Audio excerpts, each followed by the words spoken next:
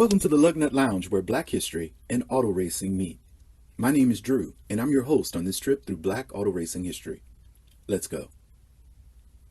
In 1924, a group of 5 independent business leaders from the Black community partnered with 2 white colleagues to form the Colored Speedway Association. This photo was taken at Walnut Garden Speedway the same year. From left to right, seated, Mr. Harry Dunnington, billiard parlor entrepreneur; Mr. William Rucker, community civic leader; Mr. George Lemon, entertainment promoter; standing, Mr. Oscar E. Schilling, railroad executive; Mr. Ernest J. Butler, entertainment promoter; Mr. Alvin D. Smith, event planner; and Mr. Harry A. Earl, Schilling associate and businessman. The inaugural Golden Glory race took place August 2, 1924 at the Indianapolis State Fairgrounds 1-mile oval dirt track, attracting 15 black auto racers from throughout the Midwest. Entrants came from St. Louis, Pittsburgh, Chicago, Detroit, New York, Cleveland, Fort Wayne, and of course, Indianapolis. One racer, Bill Buckner, hailed from Windsor, Ontario, Canada. These black racers drove the fastest cars of their day, often securing the ride of actual Indy cars by way of a standard 60-40 split with the car's owner. The Golden Glory participants would race in front of 12,000 spectators. The brutal 100-lap race would whittle the field down to 3 surviving cars, with local racer Malcolm Hannon taking the checkered flag. Hannon was a local chauffeur by trade and won the race in a borrowed 1923 Indy car. He beat out entrants like Wild Bill Jeffries, who rolled up to the starting line in a $12,000 custom-built Frontenac Ford race car, essentially an early model supercar. By the way, 12 G's for a custom-made Frontenac in 1924 is about $175K in 2022. So Mr. Jeffries clearly did not intend on placing second. Now, it's no secret auto racing is a dangerous sport, then and now. But here's something that slips by most peeps who are new to this era of auto racing. There were no real helmets, just these leather aviator hats to cover your head and a pair of goggles to keep from getting blinded during the race. Also, seat belts wouldn't become a thing until the 2-point belt was introduced in 1954 by the Sports Car Club of America, the SCCA. It made them mandatory for all race participants.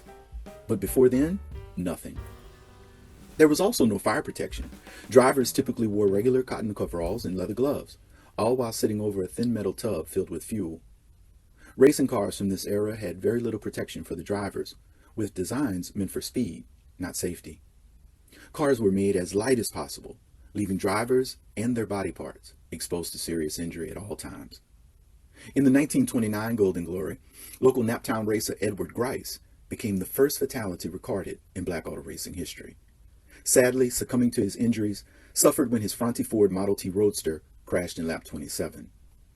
We take a moment to remember the memory of a daring ancestor, Mr. Edward Grice, whose memory in black auto racing history lives on here. Rest in power, dear sir. Among this group of early 20th century daredevils would be a mechanical prodigy and racing legend. Journalists of the day would deem him the Negro Speed King, Mr. Charles Edwin Charlie Wiggins. Born in Evansville, Indiana, on July 15, 1897, the man called Charlie would quickly become familiar with the challenges of life and the tragedy of death. The son of a coal miner, Charlie lost his mother at age 9. Like Jack Johnson, Charlie left school at age 11 to help ease the burden on his father and his 2 siblings by shining shoes. By 1910, the year of the Johnson-Oldfield race, census records showed the 13-year-old Wiggins listed as an auto mechanic employed with a local auto repair shop. Wiggins began learning about automobiles by watching the mechanics in the shop through the window in between shining shoes. His mechanical aptitude was natural and self-evident, quickly moving from a mechanic's helper to lead mechanic in a white-owned shop during the era of Jim Crow. At 17, the up-and-coming young mechanic and businessman would marry his sweetheart, Roberta, who would remain by his side for the next 65 years. Roberta's darling Chaz didn't hesitate to teach her about the repair business or the cars, as well as teaching her how to drive them like a racer. a pretty forward-looking thing for a black woman to do in the 1920s. Charlie maintained throughout their marriage that Roberta became so good behind the wheel that she was better than many of the men he raced against professionally. She was so good, in fact, that there is evidence she may have promoted match races in the Cleveland area under the billing the Fearless Mystery Woman Driver.